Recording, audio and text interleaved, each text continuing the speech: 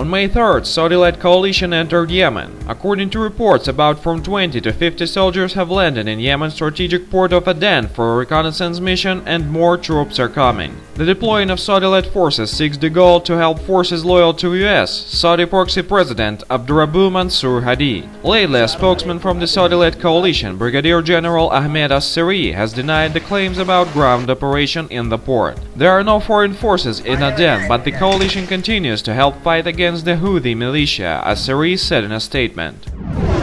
Notwithstanding the denials over any ground operation in Yemen, Saudi Arabia has started training hundreds of Yemeni tribesmen to fight the Houthis on the ground. The training received by the Yemeni tribesmen in Saudi Arabia allegedly includes light weapons and tactical advice knowledge. According to the Reuters source, the kingdom plans to boost deployment of such units to fight the Houthis' resistance. Another source reports some 300 fighters have already managed to return to Yemen after getting Saudi training. They were allegedly sent to the Sirwa district in the central Marib province to battle Houthis in the area. The fighting is ongoing in a number of major fronts. In Aden, the Houthis are engaging tribesmen who are supported by Saudi-led air forces. In Yemen's third largest city, Taiz, Houthis are fighting the Sunni Islamist fighters. The Houthis and their allies have been also fighting both Islamists and local tribesmen in Marib and in Sabah provinces. They are formerly valid part of the forces in Yemen, which Saudi Arabia is training and arming with US intelligence and logistics supports, are radical Islamists. Probably the only forces that are gaining as a consequence of this conflict indeed are Islamic State and Al-Qaeda.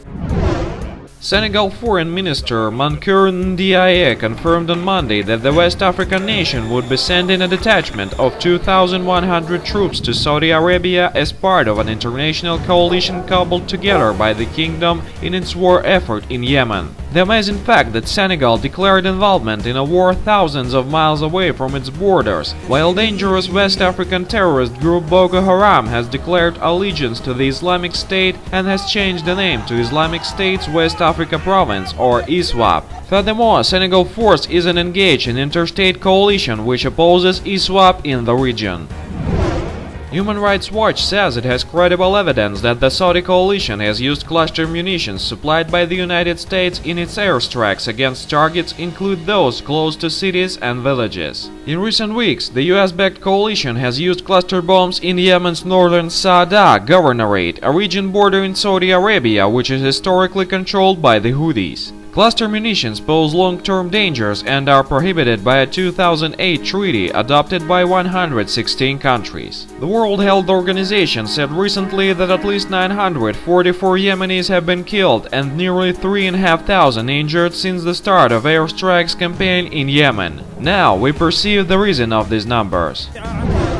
Islamic State has claimed responsibility for the foiled attack on a controversial Prophet Muhammad cartoon contest near Dallas, Texas, that ended with both Assyrians being shot dead by a traffic cop. The announcement was made on the group's radio station. Mainstream US media dubs that ISIS was directly involved in planning and choosing the target of attack. It's the first time that Islamic State has claimed it was behind an attack in US soil. However, it definitely isn't the first mark of ISIS developing in USA. Therefore, the group doesn't focus entirely on Iraq and Syria, how US officials want to believe. In order to get additional political revenue in the ongoing conflicts in Middle East, US has lost the moment when so-called moderate rebels groups, often supported by US government, have arisen in America.